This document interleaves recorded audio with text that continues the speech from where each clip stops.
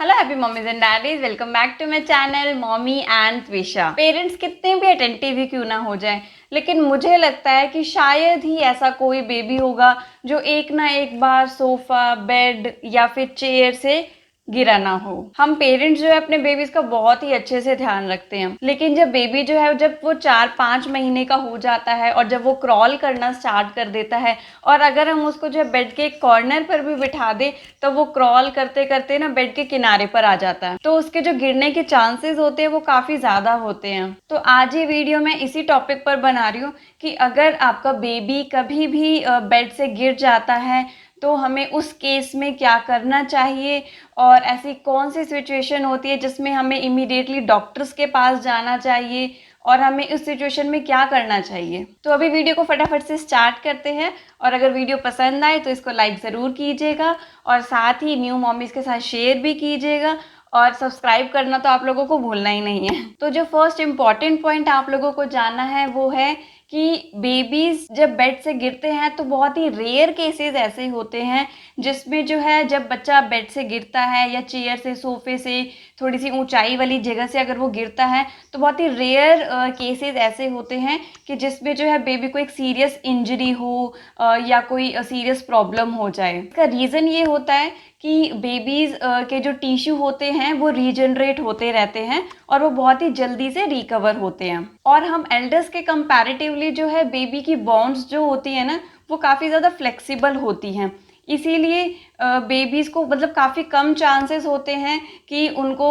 Like उनकी कोई bones fracture हो जाए या कुछ और मेजर प्रॉब्लम हो, तो ऐसा बहुत ही कम होता है। लेकिन इफ़ बेबी जो है कभी भी 3 फीट या 3 फीट की और ज़्यादा ऊंचाई से बेबी कभी गिर जाता है तब जो बहुत ही ज़्यादा टेंशन वाली बात होती है। तो आज हम इसी टॉपिक पे बात करेंगे कि ऐसा इफ़ कभी हो जाए तो हमें उस सिचुएशन में क्या करना चाहिए। इफ़ कभी बेबी बेड से गिरता है तो ऑब्वियस सी बात है वो काफ़ी रोएगा, उसको काफ़ी पेन होता है और एक धक्का सा लगता है बेबी को, वो काफ़ी घबरा जाता है, डर जाता है बेबी। तो उस केस में बेबी बहुत ही ज़्यादा रोता है। तो सबसे पहला काम जो हमें करना होता है, हमें सबसे पहले अपने बेबी को अच्छे से काम डाउन करना होगा, उसको अच्छे से एक बारी पहले रिलैक्स करना होगा। अगर आपका बेबी जो है अगर आप उसको ब्रेस्ट फीड करवाते हैं तो आप उसको ब्रेस्ट फीड करवा कर उसको अच्छे से काम कर सकते हैं। और जब वो थोड़ा सा शांत हो जाए तो उसके बाद आप अपने बेबी की बॉडी पे अच्छे से देखिए कि उसके माउथ पे, उसके फेस पे, उसकी लेग्स पे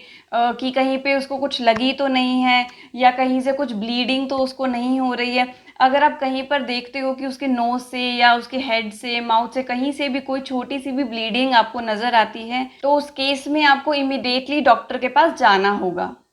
दूसरी चीज़ आपको देखनी है कि आपका बेबी जो है कहीं वो कॉन्शियस तो नहीं हो रहा, वो ज़्यादा तो नहीं रो रहा या उसके बाद इमीडिएटली वो वॉमिट ना कर दे। और अगर वॉमिट की सिचुएशन हो जाती है तो उस केस में भी जो है आपको फटाफट से डॉक्टर के पास जाना होगा, बिकॉज़ ये जो है एक सीरियस इशू हो सकता है। तीसरा पॉइंट आप ये चेक कीजिए कि जब आपका बेबी गिरा है तो उसको उसके हेड पे, उसके लिप्स पे या उसके लेग्स वगैरह पे कहीं पे कुछ स्वेलिंग ना हो गई हो। अगर स्वेलिंग हो जाती है, स्वेलिंग टाइप बबल, जैसे कि अगर बेबी हेड के बल गिरता है तो उसके हेड पे आप कभी नोट करेंगे तो इस तरफ जो है उसको बबल टाइप स्वेलिंग सी हो जाती है, तो उसमें कोई भी घबराने की ज़रूरत नहीं होती है, बिकॉज़ वो जो है कुछ घंटे में ठीक हो जाती है। तो वो नॉर्मली आप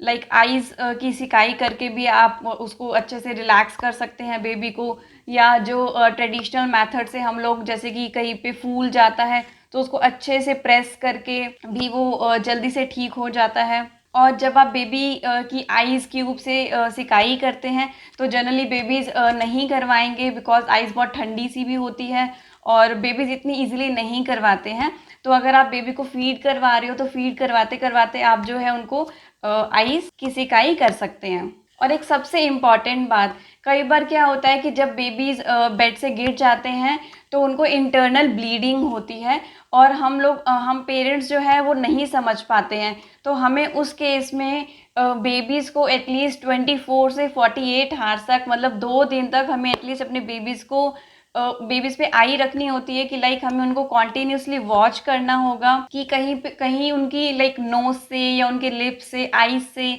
कोई भी ब्लीडिंग ना हो। और अगर ऐसा केस भी आपको होता है बेबी के गिरने के 2 या 3 दिन बाद, तो आपको इमीडिएटली डॉक्टर के पास जाना होगा। और लास्ट चीज़ ये है कि अगर आपके बेबी को ना ही कोई स्वेलिंग हुई है, ना ही कोई इंजरी हुई है, बट स्टिल आपको जो है अपने बेबीज़ को 2 दिन तक एटलीस्ट वॉच करना है, उसकी सारी एक्टिविटीज़ को देखना है कि उसकी सारी एक्टिविटीज़ पहले जैसी नॉर्मल ही रहनी चाहिए। अगर आपको उसकी पहले की एक्टिविटीज़ और गिरने के बाद की एक्टिविटीज़ में कुछ भी डाउट लगता है, तो उस केस में भी आपको जो है डॉक्टर से कंसर्न करना पड़ेगा। तो ये थी कुछ ऐसी चीज़ें, जब बेबी गिर जाता है तो हमें उस केस में क्या करना चाहिए और किस केस में जो है हमें इमीडिएटली डॉक्टर्स के पास जाना चाहिए। और साथ ही हम पेरेंट्स खूब ध्यान रखते हैं अपने बेबीज़ का कि वो बेड से ना गिरें, लेकिन उसके साथ साथ हमें क्या क्या प्रिकॉशंस लेने चाहिए। तो हमें जो सबसे पहले चीज़ का ध्यान रखना चाहिए कि जब हमारा बेबी क्रॉल करना स्टार्ट कर देता है, तो जब हम उसको बेड पे सुलाते हैं तो वो सुलाते सुलाते भी क्रॉल करता रहता है कि कभी वो एक तरफ करवट लेता है, कभी वो दूसरी तरफ करवट लेता है। तो हमें एक बात का बिल्कुल ध्यान रखना चाहिए कि जब आपका बेबी सो रहा हो तो हमें उसके आसपास में जो है पिल्लोज़ या कुछ कुशन्स अच्छे से बिछा देने चाहिए, अच्छे से रख देने चाहिए कि बेबी अगर करवट ले तो वो कुशन के ऊपर ही ले। और दूसरा प्रिकॉशन हम ये ले सकते हैं कि हम जो है अपने बेडरूम में मैट्रेसेस नीचे ज़मीन पर बिछाकर ही हम उस पे सो सकते हैं। उससे बेबी जो है बहुत ही सेफ़ रहेगा। तो आई थिंक ये हैं कुछ प्रिकॉशंस जो कि आप ले सकते हैं।